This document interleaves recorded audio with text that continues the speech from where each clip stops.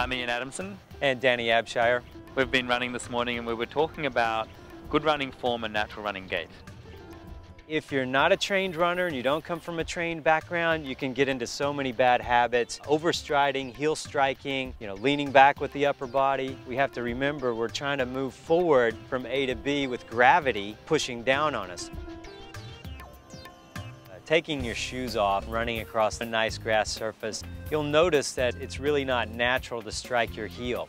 The foot will land automatically underneath the body and you'll land on your forefoot midfoot. It's very, very natural. If you had the shoes off and you run that way, then why would you run differently when you put shoes on and run on concrete and asphalt? Well, that's true, and there's various reasons that in barefoot running you don't run on your heel. If you imagine running along this concrete path, striking with your heel, you'd end up breaking the bones in your body pretty quickly. And consequently you'd get up on your forefoot. It's a very natural thing to do. You see it in all sorts of circumstances. You see it on hard surfaces when you're running a better than 6-minute mile pace, and when you're running up hills, you're always on that midfoot, forefoot. So you can see here where my joints are locked out, that any force or shock from the ground is going to travel straight up through my leg and through my joints. As soon as you get forward into this athletic position, your body's a great big spring and you absorb all that shock. So this is the protective, natural way to run. If you have a nice flexed ankle, flexed knee, you're absorbing shock and you're returning energy. All that muscle and tendon is in a position to store and retrieve your natural energy. So I'm just going to show you a side profile of what that looks like. Bent knees, bent ankles, looking forward about 20 yards, bend forward slightly. Automatically you start to move forward. Now if you're braking, you're hitting here, you can notice most people will start to hit here and gravity's forcing you backwards.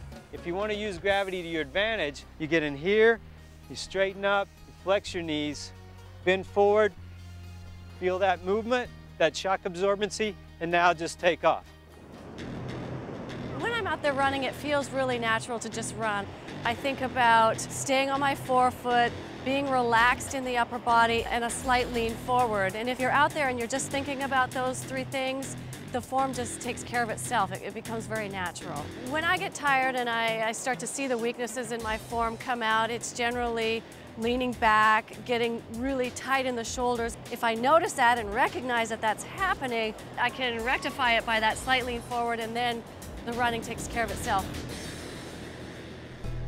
An efficient running form looks like you're doing something with no effort. You're on your forefoot, you're lifting up your hips, which brings through your heel, which lifts up your quads, which makes everything easy. It should be relaxed and efficient. When I first meet an athlete, regardless of their actual running ability, I emphasize form and running economy. It's just so key. I think people just think you don't have to focus on running technique at all, but it's so important for all levels of runners. First thing I tell a heel striking runner is to land more midfoot, plain and simple. It's a short, quick running style. It's not a long, stretched out, overstriding heel plant. It's a shorter tempo run, kind of faster tempo, shorter distance run, keeping the feet underneath you, landing on your midfoot. As soon as you come more to the midfoot, you recruit so many more muscle fibers, and that's what makes it so much more efficient. Always think of keeping your feet right underneath you, keeping your stride a little bit shorter than what would normally be comfortable, because as the miles go by and as the muscles start to tighten up a little bit, the stride will be maintained. Whether it's running, swimming, cycling, the simpler the better. I mean, there's a lot of great tools out there to help you maximize your performances, but in the end, this is recess.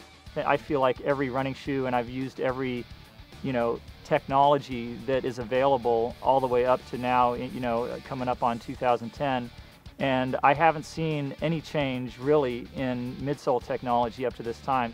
The most unique thing about a pair of Newton running shoes is the definitive difference in feel. And this is the first running shoe that I've ever felt energy return. I ran a 10K where I had no business running a time that I ran, and I guarantee it was because of the shoes. It's a magical shoe, it really is. It's a magical product, and it's the first running shoe that I've ever felt that about, and I've been running for 30 years. I can't live without it now. I'd put on a conventional pair of running shoes, and there's nothing more depressing to me. It's like, oh, I'm never going to be able to go back. I'm stuck with Newton. I love this shoe. This shoe is not just for elite runners. It's for beginner runners, intermediate type runners. As you change your running form into a more efficient stride, the main thing we want to emphasize is to take your time to adjust. The Newtons are very different from other footwear. Typically the shoes you're going to be coming out of are going to have a slightly higher heel, they're going to be slightly stiffer, they're going to be a little heavier. You're going to change the working muscles slightly, so you need to take the time and let your body adjust, let your muscles adjust, break into the technology, and transition safely. You want to think about landing lightly on the ground. You want to feel the leverage of the technology. As it levers forward, you just simply lift your foot off the ground. You'll spend less time on the ground, you'll have less impact, and then you'll be able to store and retrieve the energy from the shoes and from the muscles and tendons in your legs. So land lightly, feel the shoes lever, and then lift. You're flowing forward with gravity as opposed to gravity slamming you down to the ground and working against you. So keep those things in mind. You want to transition slowly if you are coming from the heel strike. If you're a midfoot, forefoot striker, still take a little bit of time to adjust to the shoes. The benefits that we're finding are improved speed, fewer strains once you're adjusted to the technology, and quicker recovery. Those are all signs of less impact and proper running form.